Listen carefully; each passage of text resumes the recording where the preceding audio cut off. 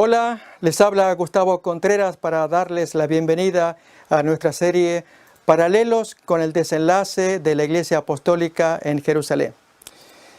Miramos el tema anterior que tenía que ver con un resumen del argumento de los paralelos, primera parte.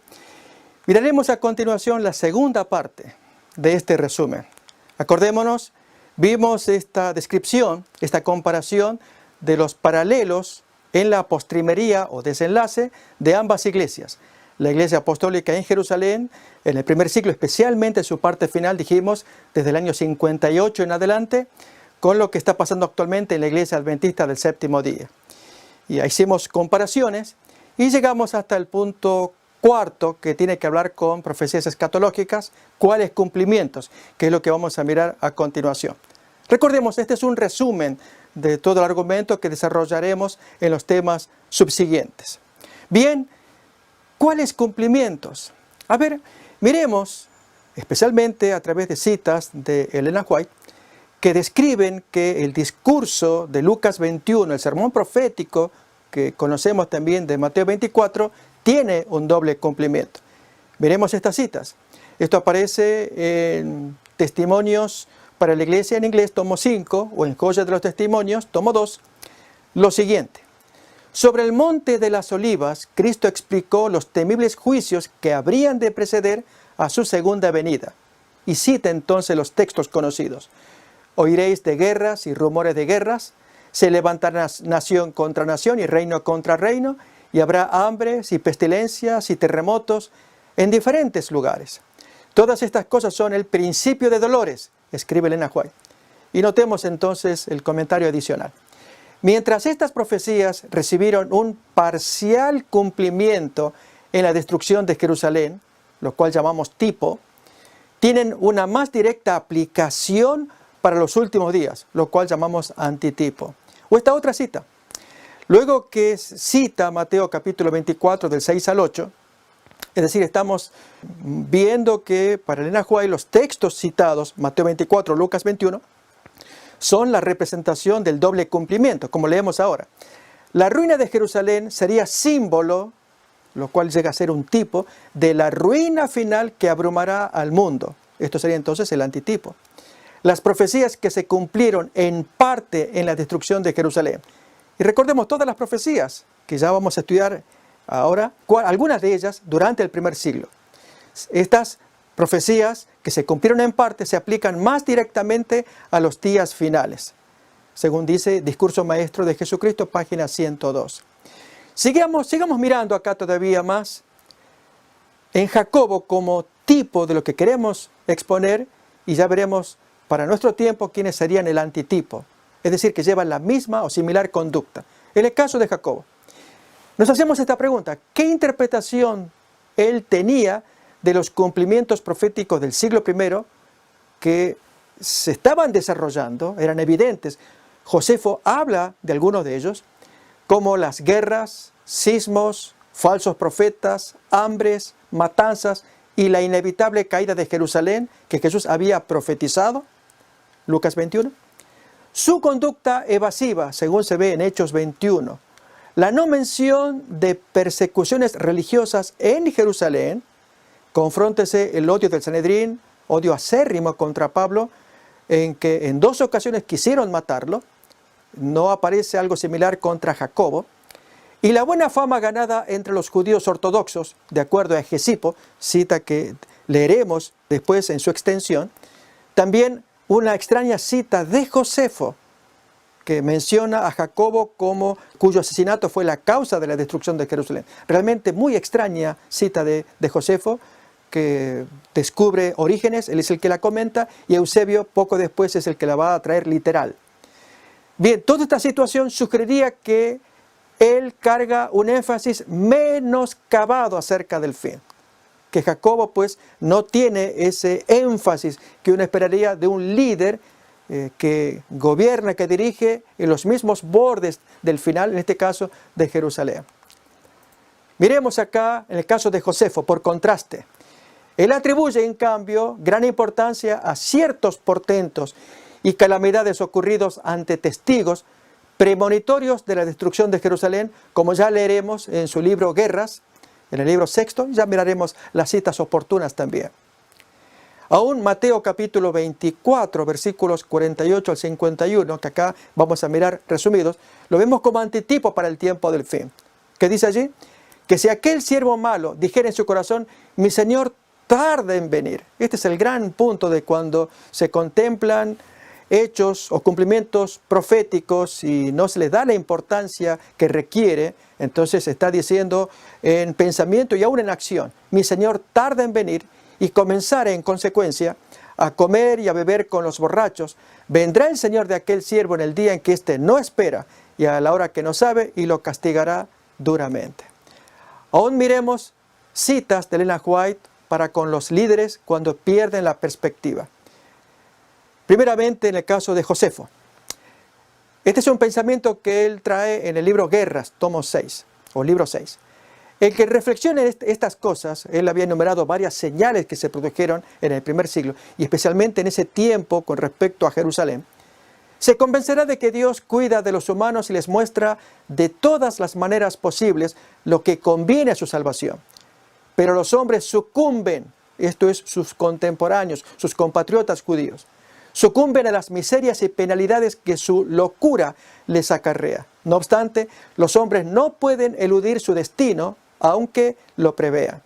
Pero estos trasladaron estas señales a su antojo. Algunos las desdeñaron y finalmente su necedad quedó demostrada con la toma y destrucción de su patria. Esto lo dice Josefo, y la pregunta que nos haríamos es, ¿qué ocurre con Jacobo? Que viendo cumplirse eventos en el primer siglo, ¿no hubiera sido mejor preparar a su iglesia en vista del colapso que se cernía sobre Jerusalén, como el apóstol Pablo lo estaba haciendo o predicando en el extranjero, acerca del valor del judaísmo?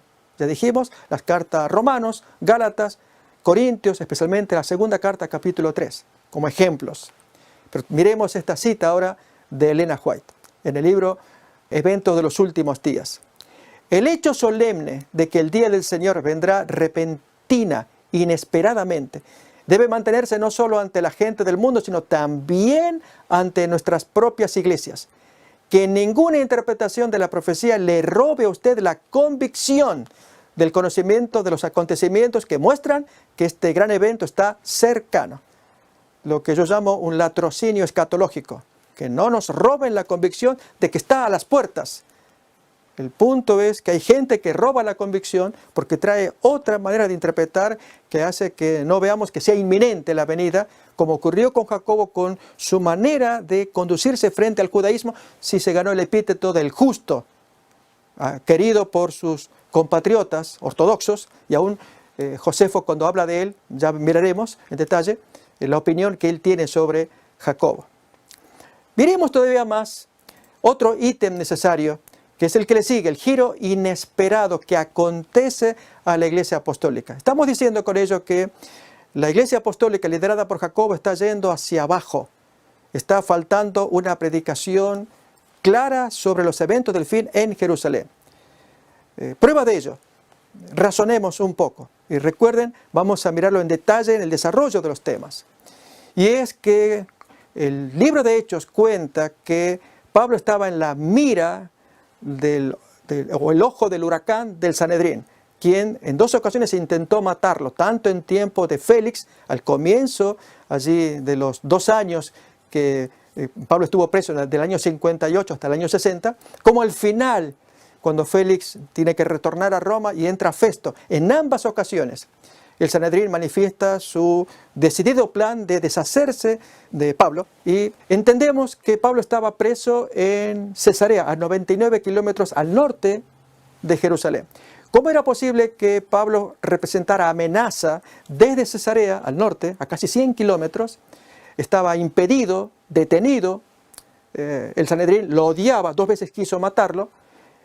La pregunta es, ¿por qué tan acérrimo odio a un líder detenido lejos de Jerusalén, y no hay revelación de un odio similar para un líder, Jacobo, en igual circunstancia, gran líder, pero libre en Jerusalén? ¿por qué no se narran estos hechos de Jerusalén, que había persecución violenta? Algo estaba pasando con la iglesia apostólica y con sus líderes, que es lo que nos importa, y las citas que ya miraremos van a mostrar que el mensaje estaba siendo menguado, el mensaje escatológico, el fin que se cernía sobre Jerusalén, porque si alguien hablaba sobre ese tema, acordémonos de Pablo, las acusaciones de Tértulo, los intentos de homicidio del Sanedrín, no podría soportar semejante experiencia de parte de sus acérrimos enemigos. El hecho de sostener un mensaje, el judaísmo se cae. Pablo lo predicaba, no así Jacobo.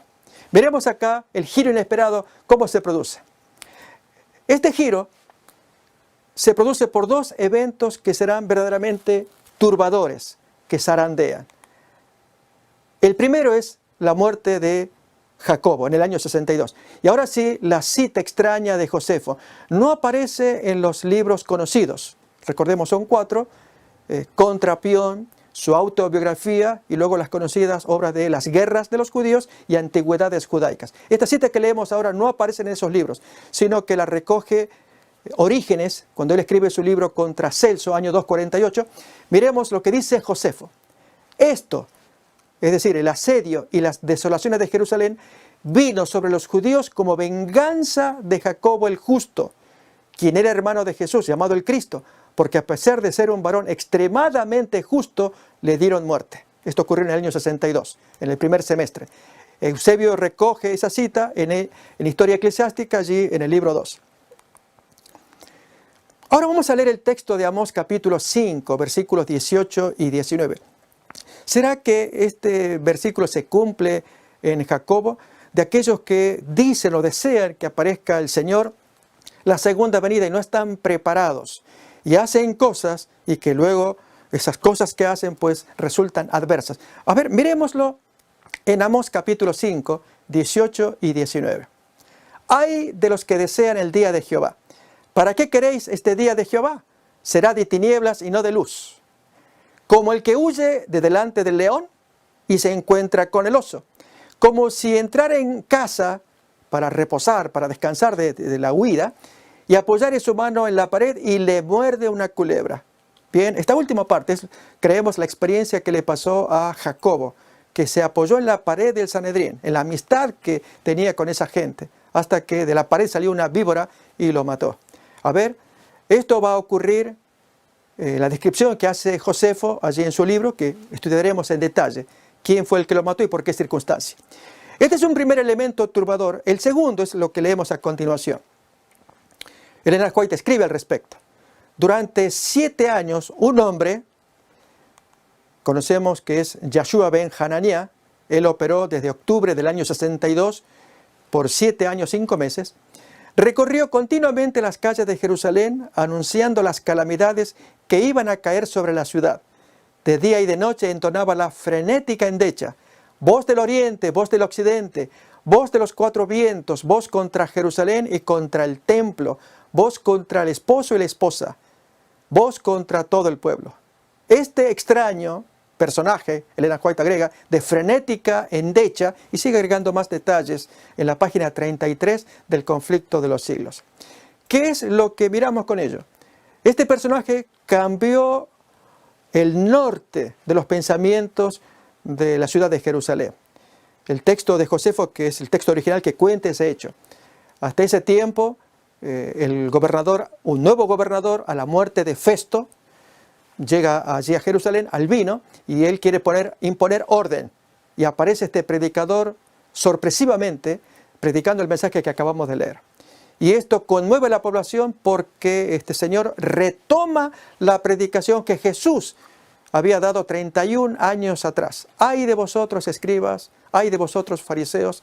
Esta ciudad no quedará piedra sobre piedra, etcétera, etcétera. Es decir, ya Jesús lo dijo, si ustedes no lo hacen, lo van a hacer las piedras. Si la iglesia no está predicando ese mensaje, lo va a hacer este extraño personaje, un verdadero loco.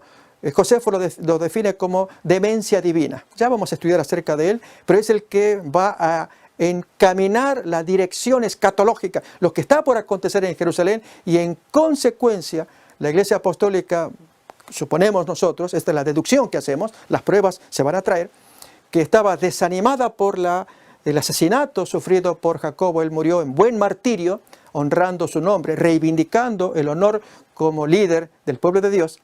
No obstante, la iglesia ahora sumamente conmovida, zarandeada, sacudida, ahora es encaminada por este mensaje. Es un mensaje el que guía a la iglesia apostólica en los siguientes 4 años. Dijimos octubre del 62 hasta octubre del 66 cuando aparece Sestio Galo.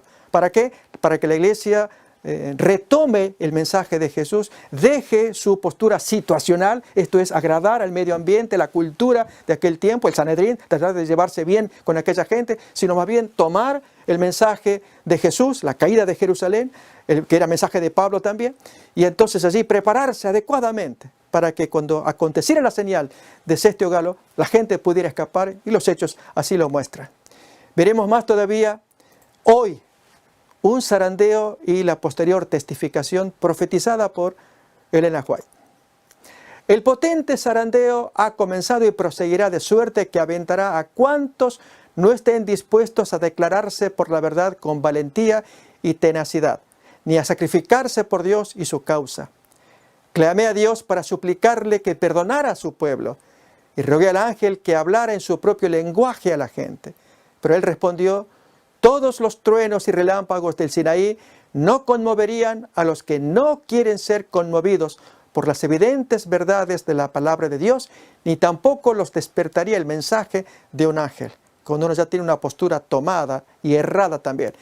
Y estamos sosteniendo en esta exposición que la base de todo esto, allí donde se sostiene este pensamiento, es la cosmovisión de un grupo de personas frente a la cosmovisión del otro grupo que lo mira muy distinta. Dijimos bíblica, revelacional, porque arranca con las revelaciones que el Señor va dando, Jesús se las daba a Pablo, son las que componen el Nuevo Testamento, frente a la otra cosmovisión, que hasta diríamos es como un texto autoritativo. Si aquí estaba la palabra de Dios, aquí tenemos otro texto al cual uno responde y hace caso. ¿Cuál es? El texto de la situación, de la circunstancia, de la cultura.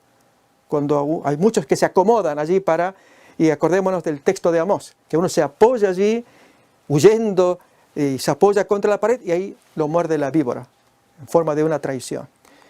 Miremos esta otra cita acerca de zarandeo también. Permítame decirle que el Señor actuará en esta obra final mucho más fuera del orden común de las cosas y de una manera que será contraria a todos los planes humanos.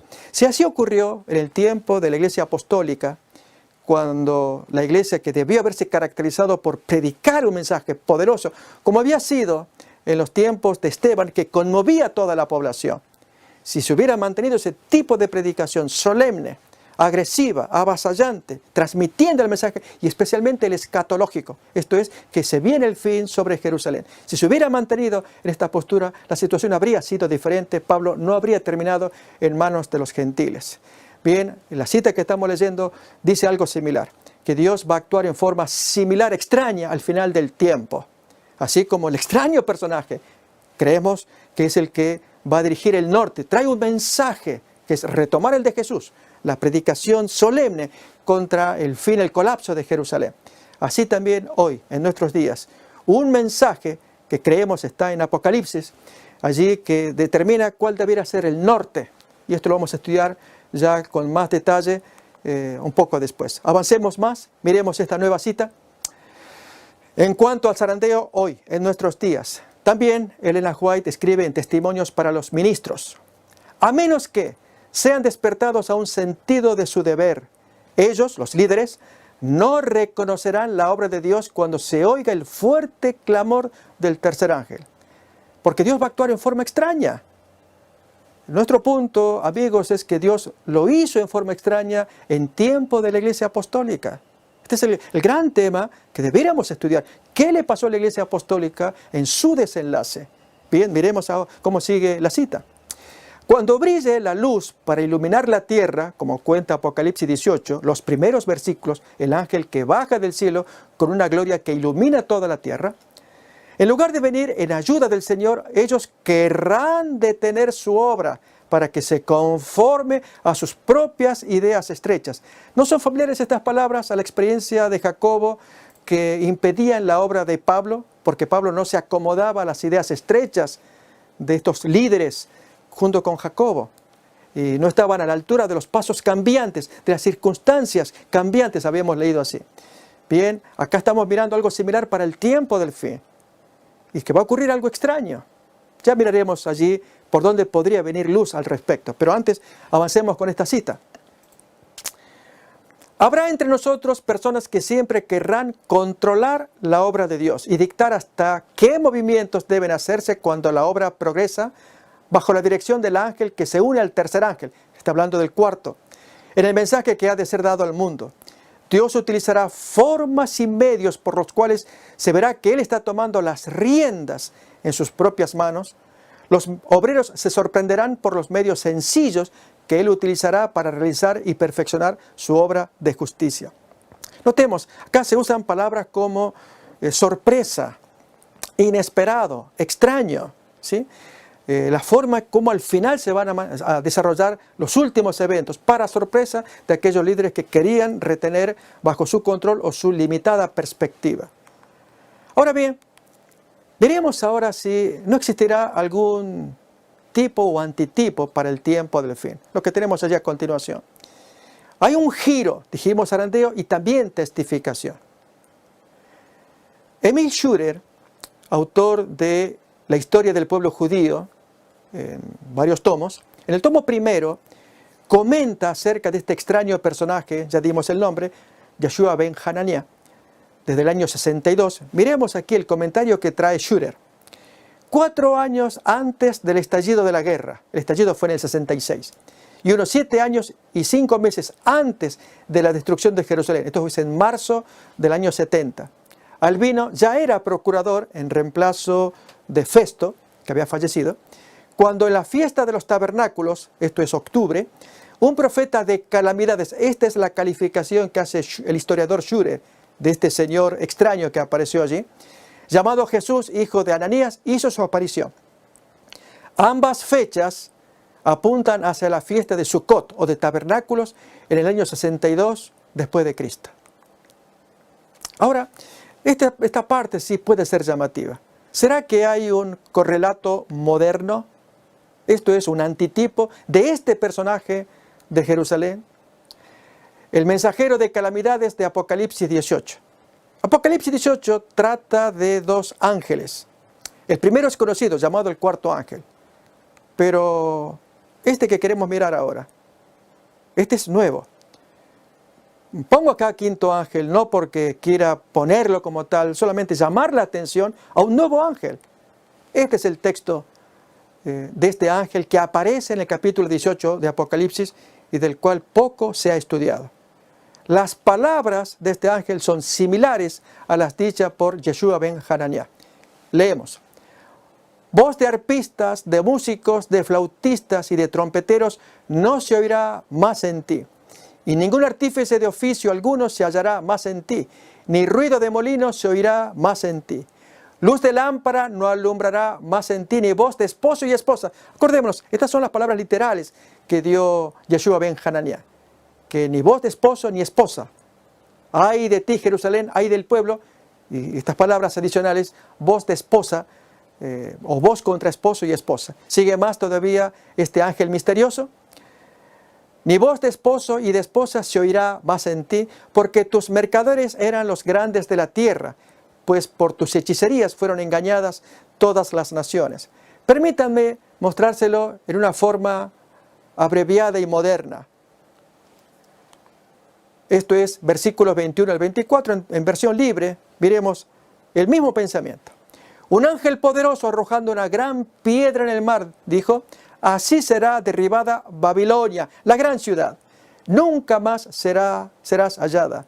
No habrá más en ti música, ni artesanía, ni ruido de molinos, ni electricidad, ni alegría de bodas, ni comercio, porque para siempre serás derribada, oh ciudad de hechizos y sangre. El mismo texto, pero en versión moderna, para que se pueda entender qué es lo que quiso decir este ángel misterioso que aparece en sucesión allí al llamado cuarto ángel de Apocalipsis capítulo 18.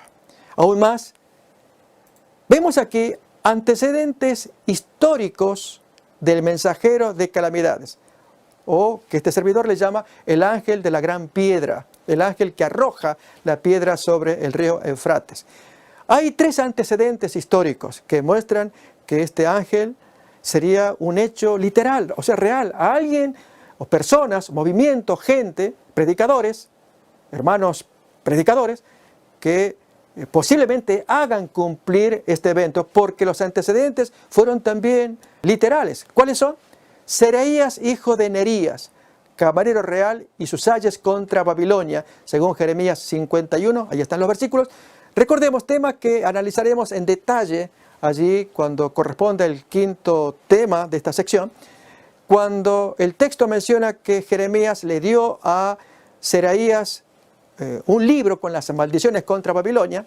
Esto fue en el año 594 a.C., unos 55 años antes de la destrucción de Babilonia, en el 539, y que Seraías, camarero real, acompañando a Sedequías, quienes viajaban como vasallos ante el gran rey Nabucodonosor, él debía pronunciar las maldiciones, y leídas las cuales debía atar esas maldiciones a una piedra y arrojarla al río Eufrates.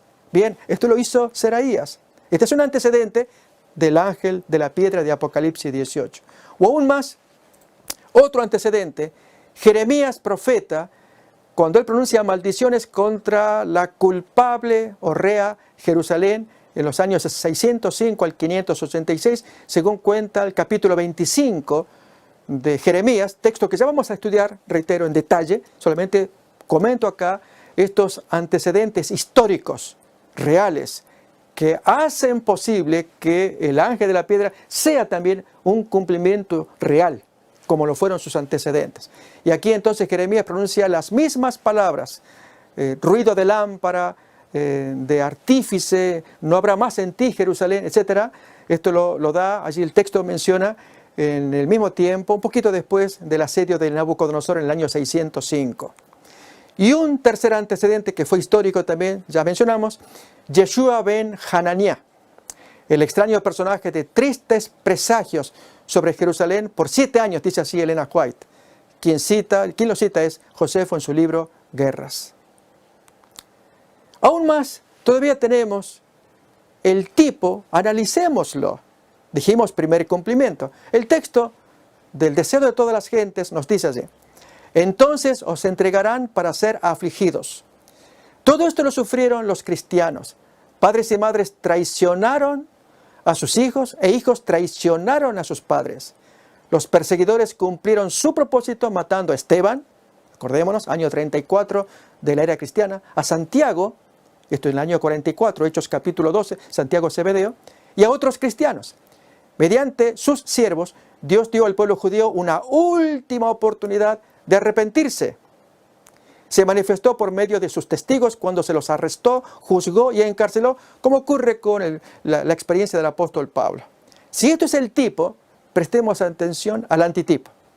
Elena White continúa allí en el deseo de todas las gentes, página 583, así sucederá nuevamente. Las autoridades harán leyes para restringir la libertad religiosa.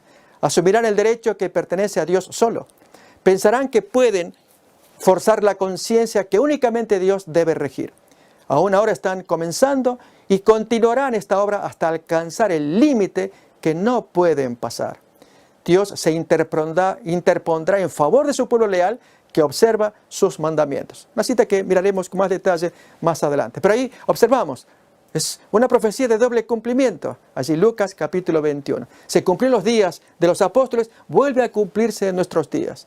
Y si en el tiempo de los apóstoles vimos allí ese zarandeo, la experiencia sufrida por Jacobo y este predicador extraño, con palabras que hemos leído, ay de ti Jerusalén, la pregunta que nos hacemos es, ¿será que aparecerá su correlato?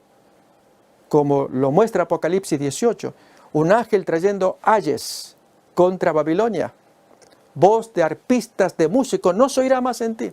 En fin, esto es para reflexionar, tema que iremos desarrollando en este estudio que estamos presentando. Así entramos entonces al sexto ítem, el cerco, la última gran señal salvadora. Miremos esta experiencia que vivieron los judíos y los cristianos con Sestio Galo en el año 66, el cerco que allí se dio.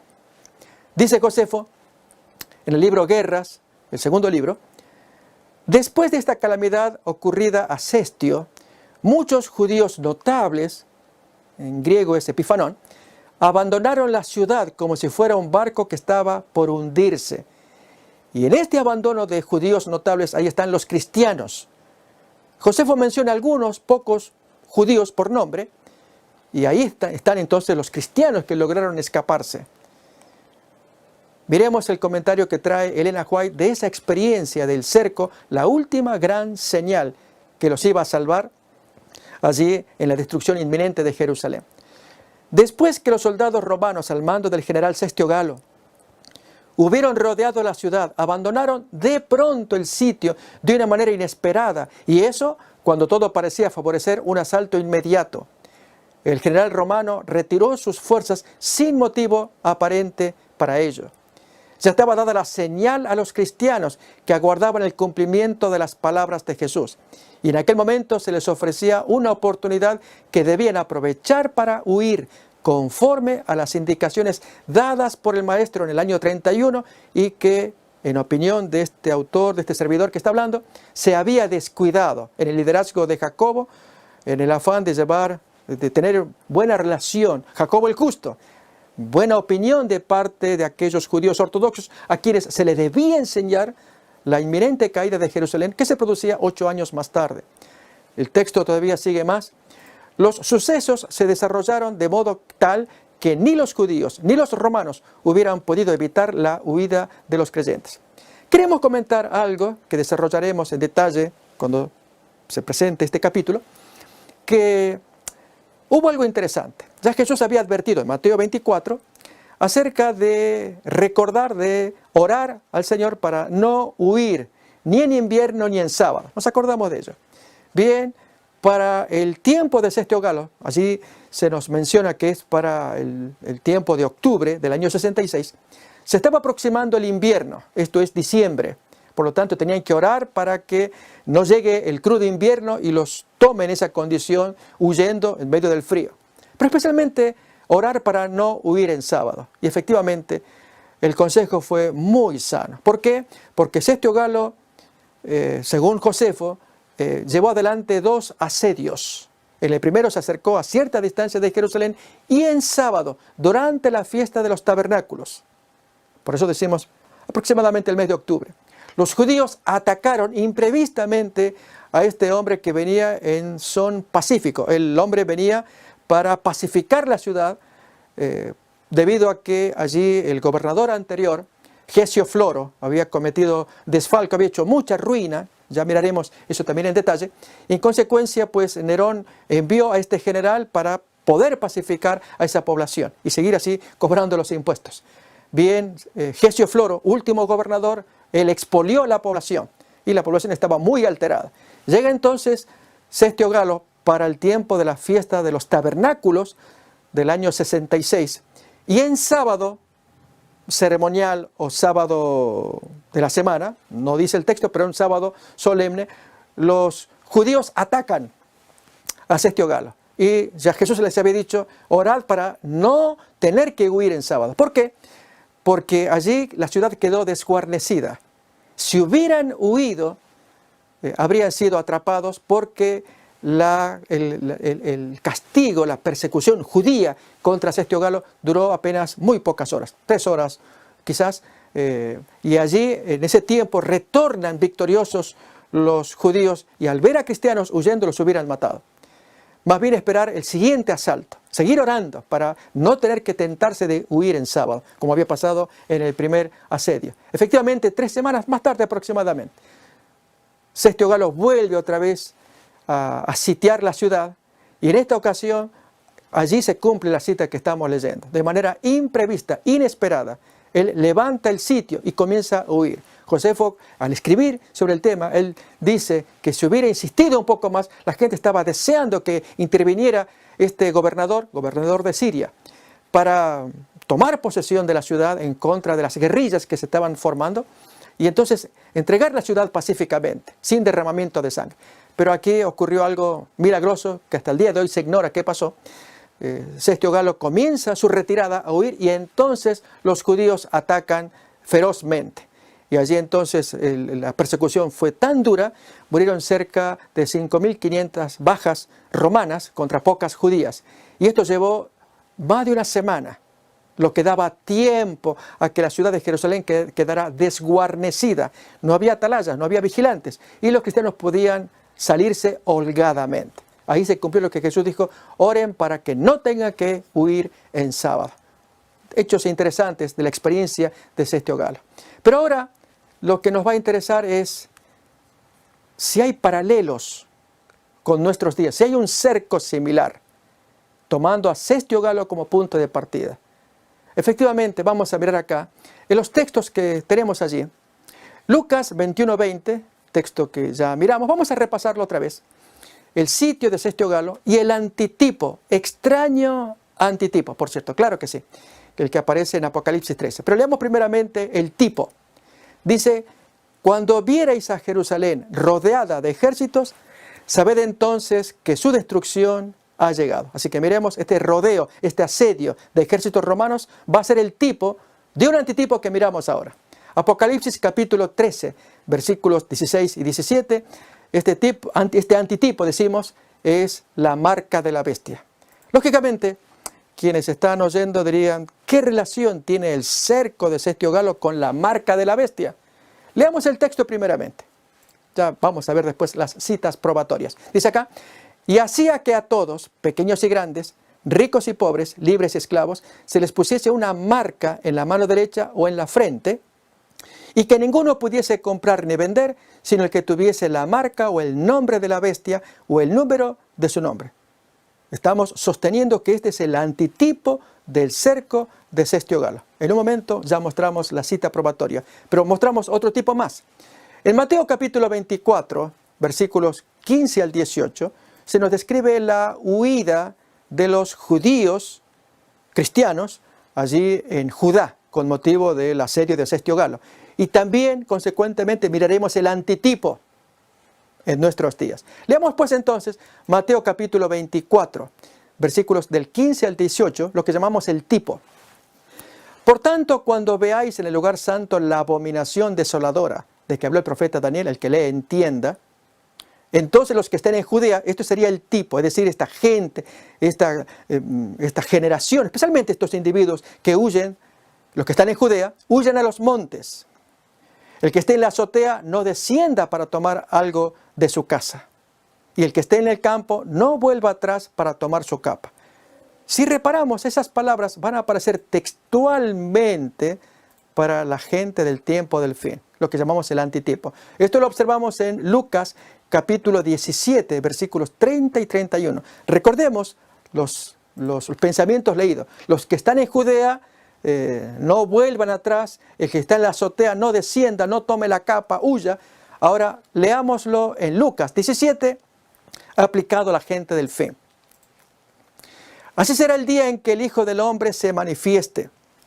En aquel día, el que esté en la azotea y sus bienes en casa no descienda a tomarlos, y en el que esté en el campo asimismo no vuelva atrás. Notamos, este es el antitipo, es el mismo pensamiento de la gente que estuvo allí durante el tiempo de Sestio Galo. Ahora sí, miremos entonces la cita probatoria que conecta el sitio de Sestio Galo con este gran asedio universal o marca de la bestia. En palabras de Elena White, en el segundo tomo de Joyas de los Testimonios, página 151, leemos así: por el decreto que imponga la institución del papado en violación a la ley de Dios, nuestra nación se separará completamente de la justicia. Como el acercamiento de los ejércitos romanos fue para los discípulos una señal de la inminente destrucción de Jerusalén, esta apostasía, la de la institución del papado, con el permiso y el apoyo del gobierno, esta apostasía podrá ser para nosotros una señal de que se llegó al límite de la tolerancia de Dios. Notamos allí la comparación entre el acercamiento de los ejércitos romanos y esta apostasía de la institución papal, esto es, la implantación de la ley dominical. O aún esta otra cita, también en Joyas de los Testimonios, tomo 2, página 166. Dice así: así como el sitio de Jerusalén por los ejércitos romanos fue la señal para que huyesen los cristianos de Judea, todo lo cual llamamos tipo, así la asunción de poder por parte de nuestra nación, los Estados Unidos, con el decreto que imponga el día de descanso papal, será para nosotros una amonestación. Entonces será tiempo de abandonar las grandes ciudades, y sigue diciendo más, lo cual llamamos el antitipo. ¿Se nota?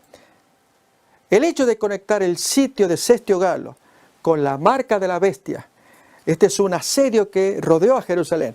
Esta marca de la bestia rodeará al mundo también. Aquí con este rodeo que era para salvarlos a ellos, la última señal salvadora.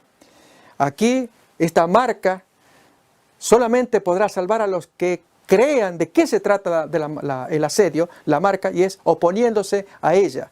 Y allí, como pudieron escapar los cristianos en Jerusalén, aquí también podrán escapar quienes logren discernir esta marca, como lograron, este asedio, como lograron discernir este asedio de Sestio Galo. Y avanzamos todavía más con la destrucción final y su época, en los días de los apóstoles y en los nuestros también. Miremos la destrucción del año 70. El tipo lo tenemos en Lucas capítulo 17, versículos 26 al 29, 21 al 24, y aún una cita de Patriarcas y Profetas, página 163, en que se mencionan los días de Noé, de Lot, de la iglesia apostólica. Esto es visto como tipo. Y el antitipo, los textos que ya se leyó de Lucas 17, 30, 31, y aún 21, 25 al 36, que leeremos después, los días de la segunda venida. En otras palabras, comparemos allí, entre ambos, allí tipo y antitipo, y la época de uno y otro. Miremos pues entonces Lucas 17, versículos 26 al 29. Como fue en los días de Noé, así también será en los días del Hijo del Hombre. Comían, bebían, se casaban y se daban en casamiento hasta el día en que entró Noé en el arca y vino el diluvio y los destruyó a todos. Asimismo, como sucedió en los días de Lot, comían, bebían, compraban, vendían, plantaban y edificaban. Mas el día en que Lot salió de Sodoma, llovió del cielo fuego y azufre y los destruyó a todos. Notamos, este es un tipo. Así ocurre con la iglesia apostólica, como miramos ahora Lucas 21, 24, texto que ya se leyó, de la caída de Jerusalén, y que entonces se va a interpretar como un símbolo, cita que ya vamos a mirar, de la gran caída universal de este planeta. Así como la destrucción de Jerusalén, así también será el castigo que sufrirá este planeta. Miremos. Y caerán a filo de espada y serán llevados cautivos a todas las naciones, y Jerusalén será hollada por los gentiles hasta que los tiempos de los gentiles se cumplan. Y entonces sí, la cita que miramos allí en pantalla, Patriarcas y Profetas 163, cita que miraremos después más detenidamente, que se comparan los días de Lot, los días de Noé y los días de la iglesia apostólica con los días nuestros, finales. En los tres primeros casos, Noé, Lot, iglesia apostólica, había un común denominador: separarse de la impiedad. Así reza la cita. Así también en nuestros días, separarnos de la impiedad, para que podamos, como ellos se beneficiaron de la bendición de Dios, así beneficiarnos en igual circunstancia. Pero miremos ahora el antitipo en Lucas. Ya leímos 17, 30 y 31, lo vamos a repasar otra vez. Y luego capítulo 21. Así será el día en que el Hijo del Hombre se manifieste. En aquel día, el que esté en la azotea y sus bienes en casa, no descienda a tomarlos, y el que en el campo asimismo no vuelva atrás. O capítulo 21, versículos 25 al 36. La misma profecía del capítulo 21 ahora se va aplicando a la generación del tiempo del fin. Cuando dice: entonces habrá señales en el sol, en la luna y en las estrellas, y en la tierra angustia de las gentes, confundidas a causa del bramido del mar y de las olas, desfalleciendo los hombres por el temor y la expectación de las cosas que sobrevendrán en la tierra, porque las potencias de los cielos serán conmovidas.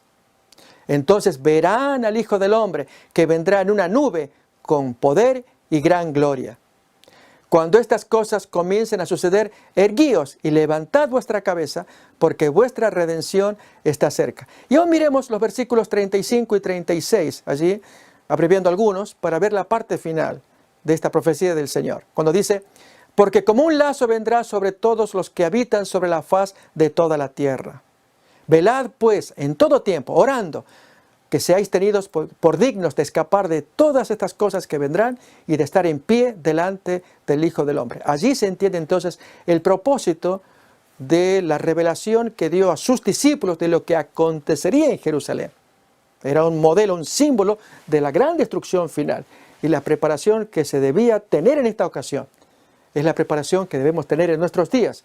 Pero los entretelones, los detalles que ocurrieron, y aún más, dijimos, la aparente caída o descenso de fidelidad y de fervor de parte de la Iglesia Apostólica con la dirección que se estaba dando en ese tiempo. La prueba de ello está en Hechos capítulo 21. Y la sorpresiva aparición de alguien que reorienta el mensaje, un mensaje final para Jerusalén. Así en nuestros días, hoy hay problemas serios que afectan la unidad de la Iglesia Adventista, hasta que prestemos atención a un mensaje, particularmente el que aparece en el capítulo 18 de Apocalipsis, y como este servidor sostiene, prestarle atención a ese ángel que arrojando una piedra trae un mensaje contra Babilonia. Un mensaje firme, fuerte, que se debe traer contra el final de este mundo, que está a las puertas, decimos. Y sin embargo algunos más bien se mimetizan al entorno tratando de ganarlos de otras maneras, no con la predicación directa como Dios requeriría de su pueblo. Veremos ahora las citas pertinentes. Esta, el evento de los últimos días, página 18. Dice allí, Cristo advirtió a sus discípulos en cuanto a la destrucción de Jerusalén y las señales que ocurrirían antes de la venida del Hijo del Hombre. Todo el capítulo 24 de Mateo, o Lucas 21, recordemos, es lo mismo, es una profecía concerniente a los acontecimientos que preceden a este evento, la venida del Señor.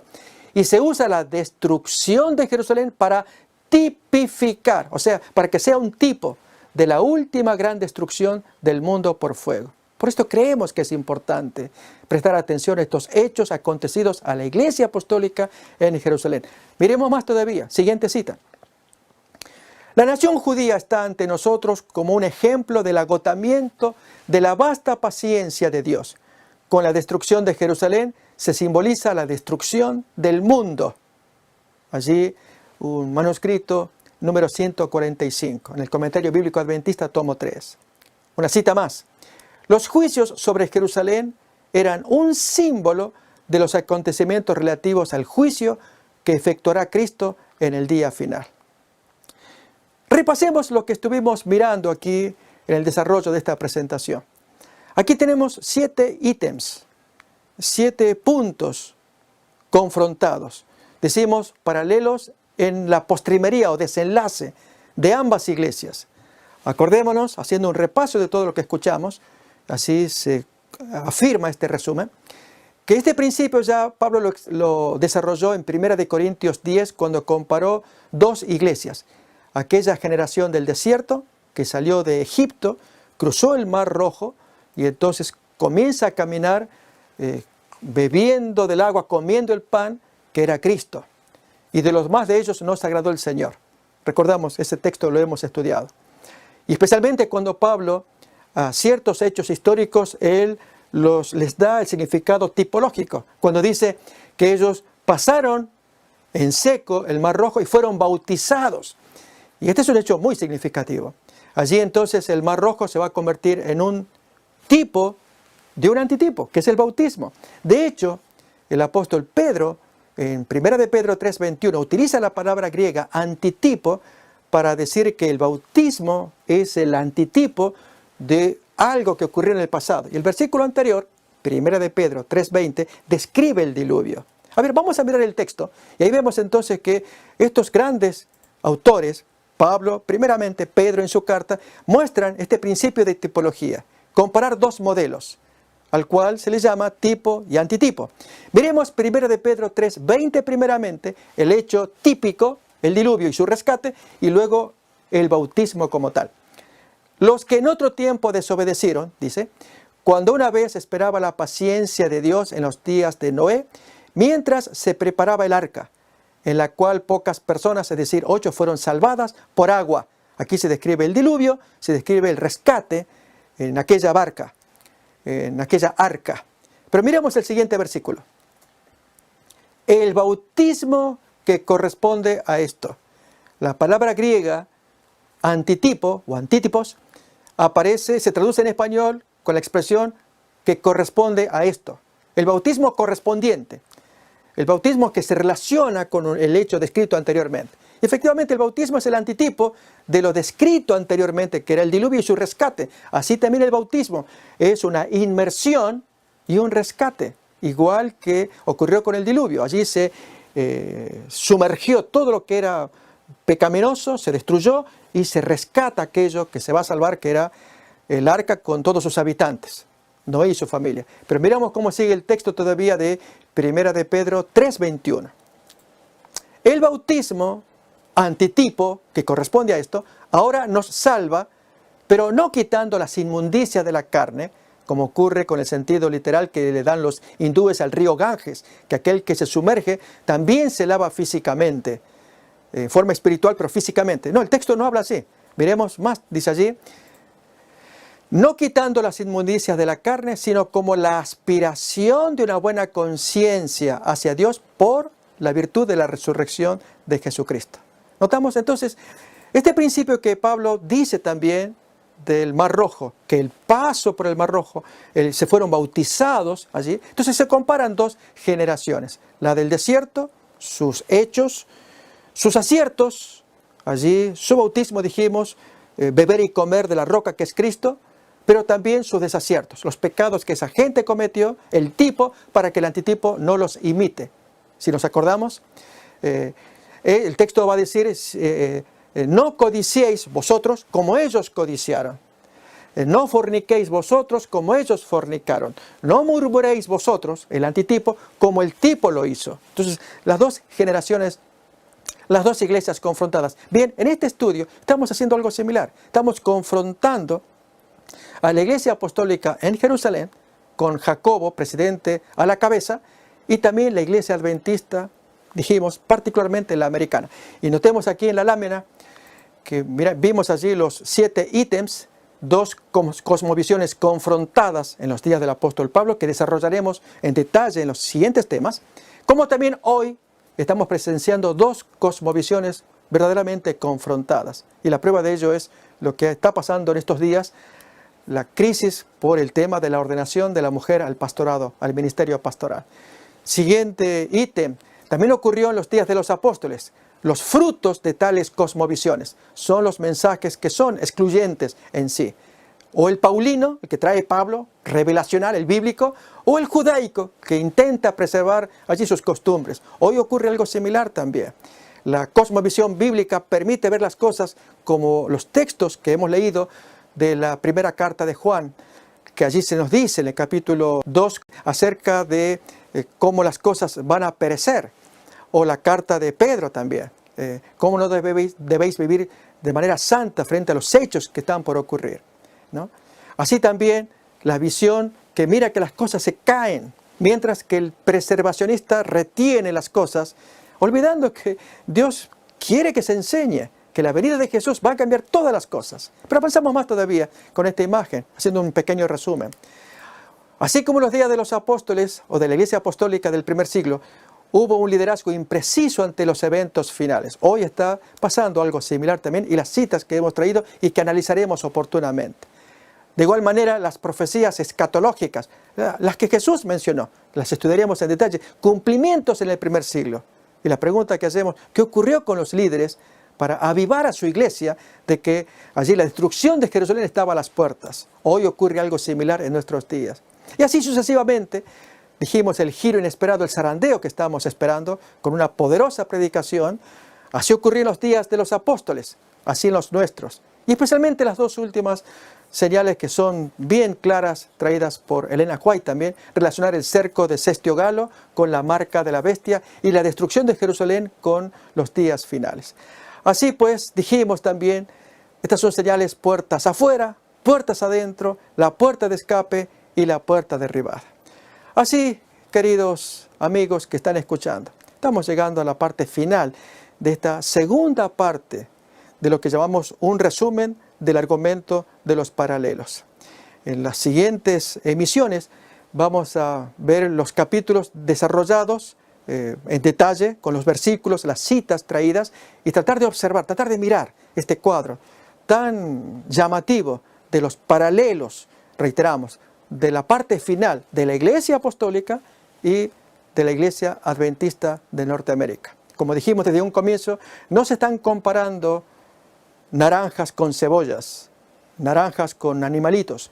Son naranjas con naranjas o mandarinas, de la misma especie. Acá una iglesia con otra, un liderazgo con otro, un pueblo de Dios con un pueblo de Dios. Y ya lo había dicho Santayana, el que olvida su historia está condenado a repetirla. La invitación con estos temas, con este seminario, es conocer la historia que pasó con los apóstoles. Este servidor traerá una descripción, una reconstrucción de los hechos.